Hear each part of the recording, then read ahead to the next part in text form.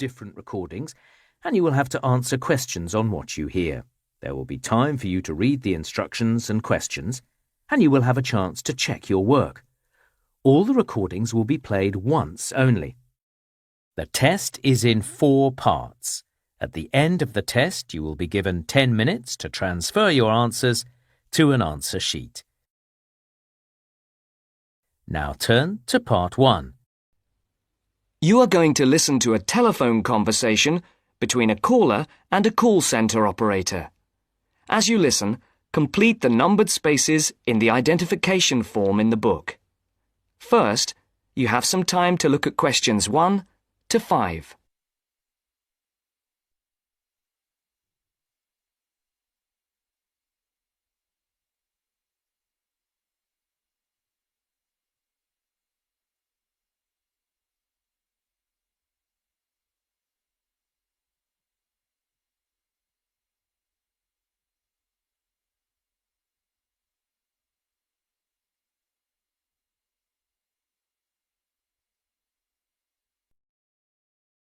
Platinum Card Service, Rebecca speaking. How may I help you?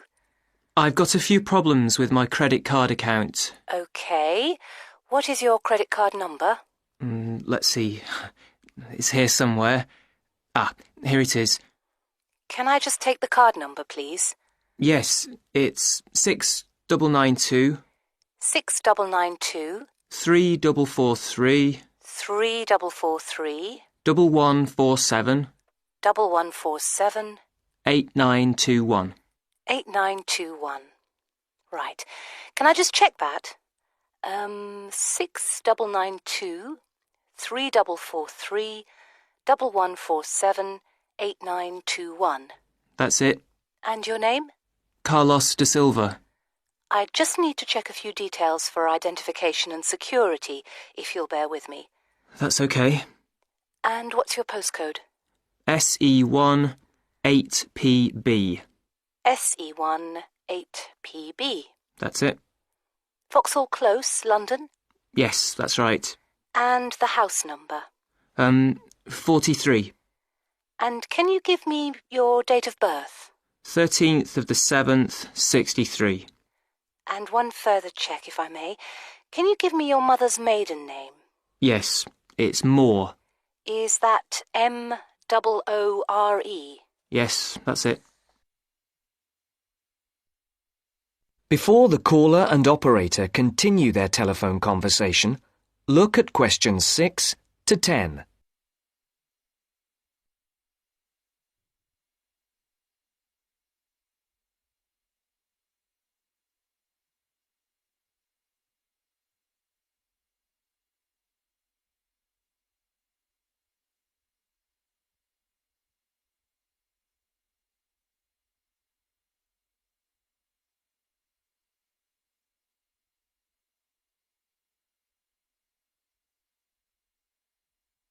Now listen to the next part of the conversation and answer questions 6 to 10. For these questions, there are 3 alternatives: A, B, and C. Decide which alternative is the most suitable answer and circle the correct letter. Yes. Now, can we get on with this? Yes, sir, certainly. I'm sure you'll appreciate that all these checks are necessary for security reasons. So, what exactly is the problem? Problems?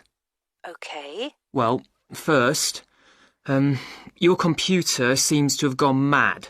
I sent you £500, and on the statement for the account, it shows that I only paid £300. Yes. The account does only show £300 was paid. Well, I paid the £500 in at the bank, and I have my receipt, and my bank statement shows that £500 has been taken from my account. Oh, I see.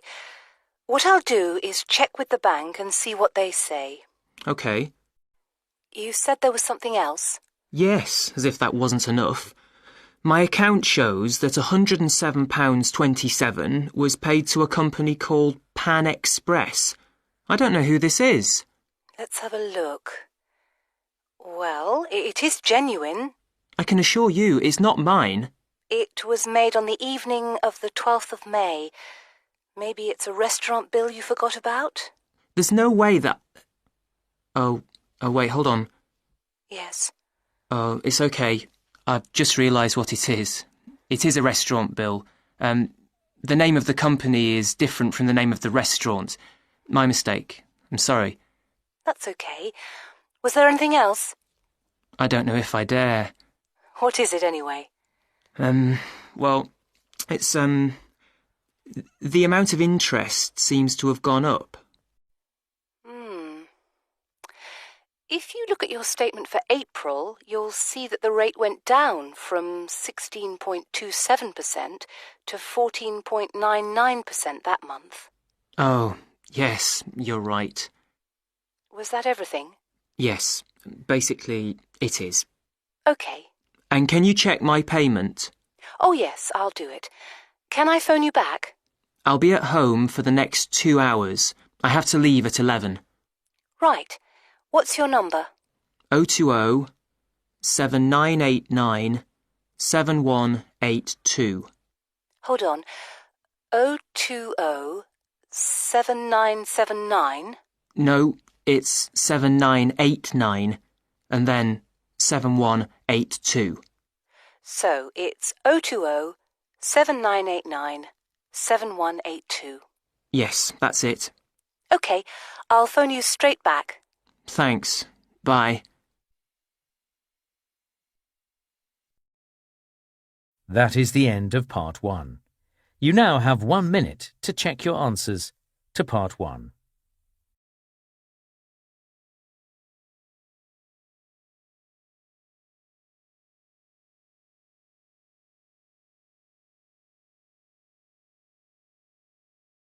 Part 2. You are going to hear a radio interview about giving up smoking. First, look at questions 11 to 13.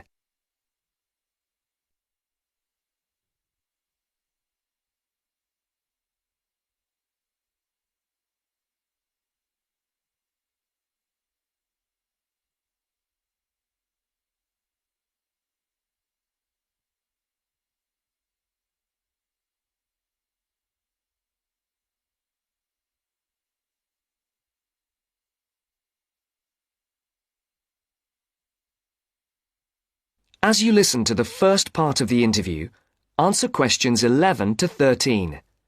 For these questions, there are 4 alternatives: A, B, C, and D. Decide which alternative is the most suitable answer and circle the correct letter. And now, let's hear what Mr. Gold has to say about kicking the habit of smoking. It was connected with wanting to change your life and your desire to become an actor. Is that right, Mr. Gold? Yes. So, can you tell our listeners a bit more about how you managed to give up?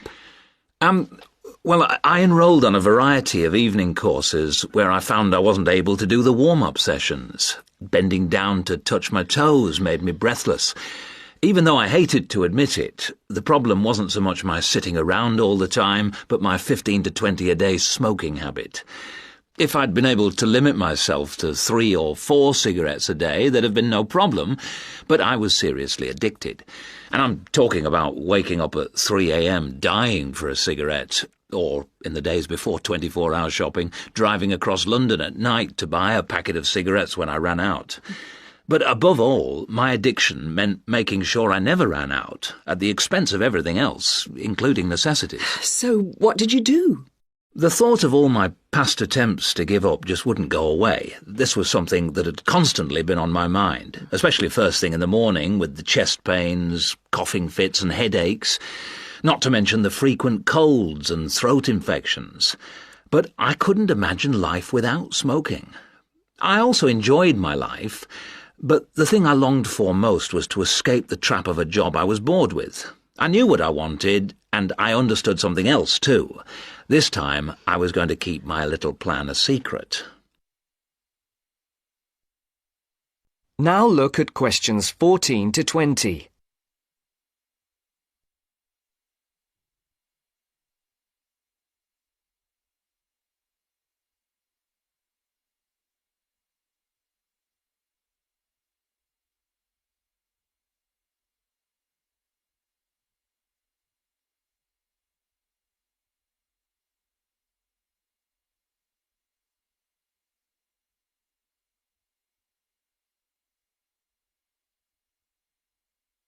As the interview continues, complete the sentences. Write no more than 3 words for each answer. On the 1st of July, I managed to get through 24 hours without a single cigarette. The next day, I got to 48 hours. Then I aimed for 100, 500, 1,000. Easy. It was my own little private game and I was winning it. If anyone mentioned they hadn't seen me smoking, I simply said I was cutting down. I had to be sure of success. Eventually, a month passed and I felt safe enough to come out. I'd lost count of the number of hours I'd gone without a cigarette. All I suffered was a couple of bad headaches, and then I was set for my most healthy year ever. Not one single cold for over 12 months. I now realise that the secret of my success was to look upon this as an exciting adventure, a way of helping me to become an actor. And because nobody knew what I was up to, I never once feared the accusation of having no willpower if I failed. With the right attitude, the whole thing turned out to be a lot easier than expected. I finally did get into much better physical shape, go to drama school, and become a professional actor. Very interesting indeed. I'm sure we all wish we had Mr. Gold's determination. Well, thank you very much, Mr. Gold. And I hope our listeners will learn from the experience you and our other guests have talked to us about today, and perhaps find their own road to success. That is the end of Part 2. You now have half a minute to check your answers to Part 2.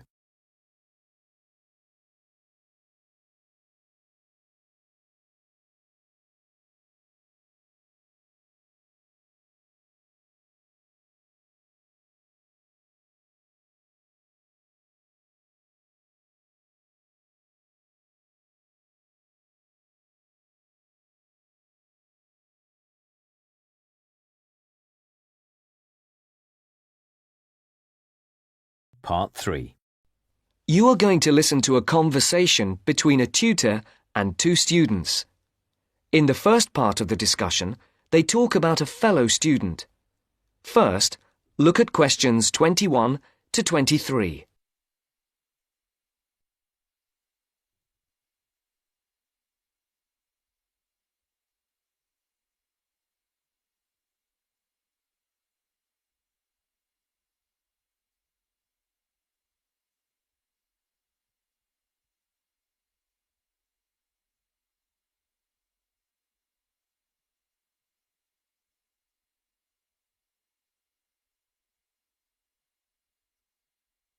As you listen, answer the questions.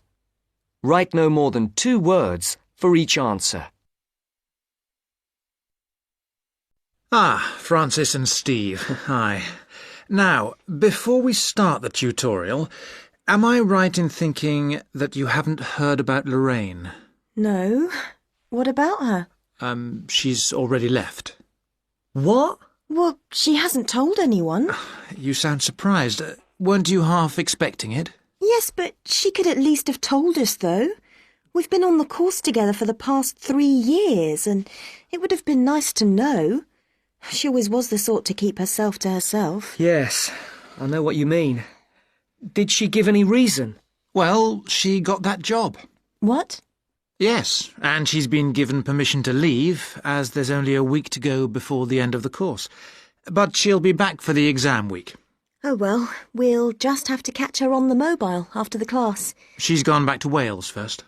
Oh dear. We'll get hold of her on the mobile. She did say that it might not be possible to contact her for a couple of weeks. Oh, okay. If that is what she wants.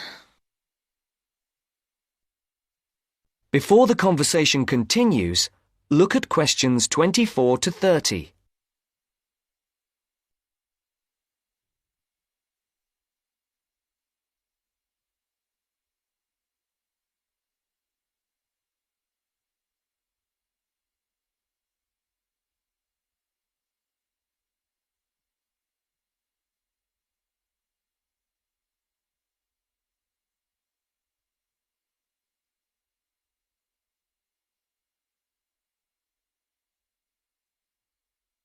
Now listen to the second part of the discussion.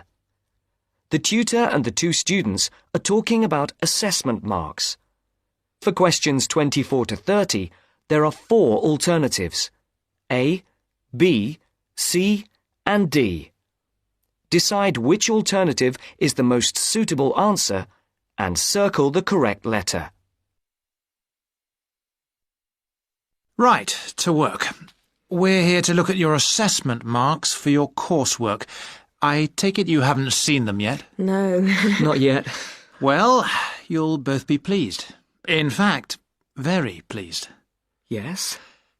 Francis, you have come out with the top mark in the year. Oh, You have, in fact, got a starred first. Wow! Aren't you pleased, Francis? yes. I'm just speechless. And, what about me? Well, Steve, you got a first as well. I don't believe it. You might have done even better, but there were a few faults with the 5,000-word project you did on traffic management. And what about the book review we had to do? Yours was, I can safely say, the best we have ever had. You're kidding. I'm not. In fact, you have won the departmental prize for the piece. It's a pity, really, that your project wasn't of the same calibre. It's still not bad at all, though, is it? It certainly isn't. What do you think were the faults with your project?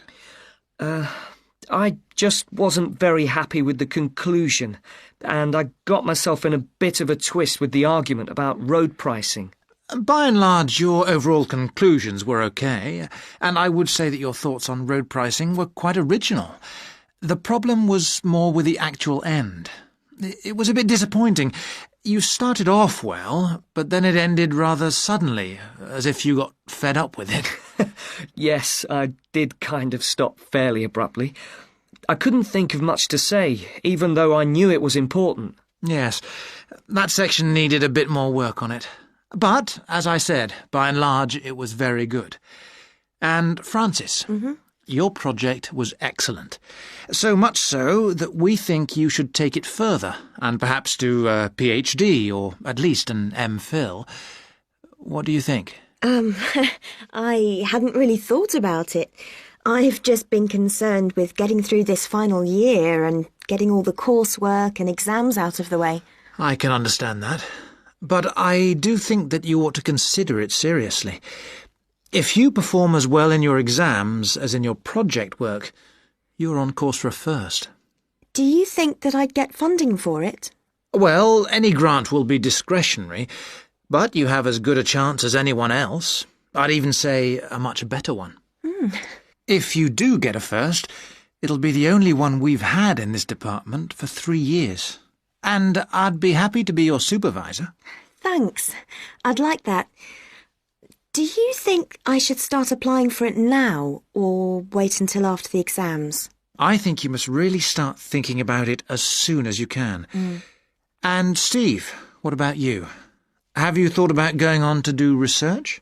I have thought about it, but I have a job lined up if I get a good degree, and quite honestly, I am fed up with not having enough money to do the things I would like to do.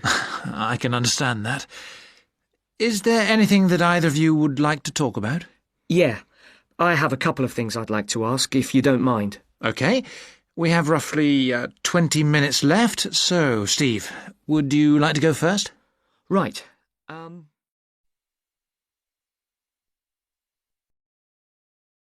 That is the end of Part 3. You now have half a minute to check your answers to Part 3.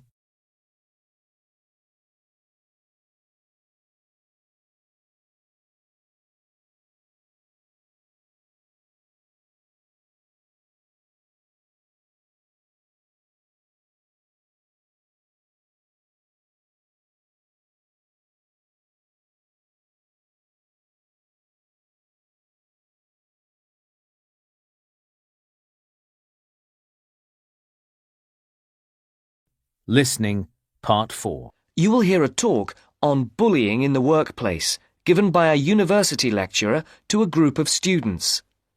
First, you have some time to look at questions 31 to 40. Write no more than 3 words for each answer.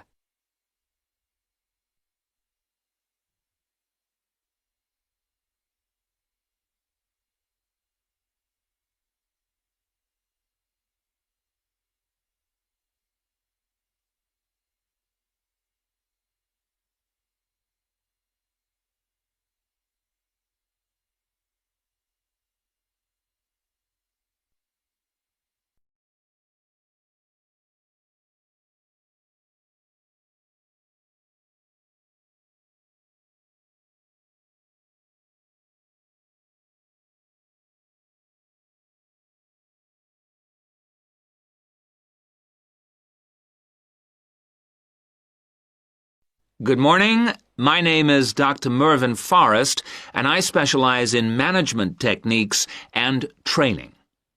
I've been invited here today to talk to you about the cost to the economy of bad management. And what I would like to dwell on first is an area that has recently been exercising everyone, and that is coercion in the workplace, or, to put it more simply, bullying. It has been estimated that bullying at work costs the British economy up to £4 billion a year in lost working time and in legal fees. And with the problem apparently on the increase, it is time that managers took on board what is happening. I would like to think that what is perceived as bullying is nothing more than lack of experience, insecurity, or lack of awareness on the part of managers, and not a conscious effort to attack someone, but that is perhaps a case of my being naive or over-hopeful. Before we break up into groups to look at the first task on the handout you've got, I'd like to give you a start with some of the main bullying methods that have been identified so far. Basically, what I'm going to do here is to give you examples of 1 or 2 points. Can you all read the OHP clearly? Yes? Right, off we go. The first item on the list is giving people tasks which managers themselves cannot do and which are therefore impossible to achieve. This is, in fact, a very common strategy used by managers to manage their subordinates. It gives certain people a false sense of security as they watch others failing while they try to achieve the goals set. Another simple bullying technique is constantly moving the goalposts, especially when one's employees are in the middle of a task. This is not bad management, it is just plain stupid. All targets and goals set should be easily achieved within a realistic timescale. Sending memos to someone else criticizing the performance of a task where the individual has no way of replying is another common technique, especially when the manager concerned does not reply or makes it impossible for subordinates to contact him or her by not answering the telephone or not replying to emails. This is not the style of a sound manager, but rather the antics of someone with emotional problems. If you behave like that, don't expect your staff to respect you. And now, the technological bully. It is interesting how all tools designed to help can be turned into dangerous weapons.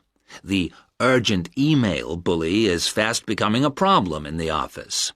Employees turn on their computers to be faced with a string of badly worded emails, making instant and often unrealistic demands, which reveal the hysteria mode of management. Have you ever felt a sense of dread before looking at your email, even your personal messages? All companies should develop a company strategy whereby there is an email code of practice, with offensive messages being forwarded to a designated person for appropriate action. I would now like you to break up into groups and brainstorm other bullying techniques which you think you may have experienced, and perhaps, if you're honest, which you have been party to. I can think of at least 9 more bullying strategies. I would also like you to consider ways in which you think that each of the techniques on your list can be countered. Is everyone clear as to what the task is? Yes? Okay. You've got 20 minutes to do this.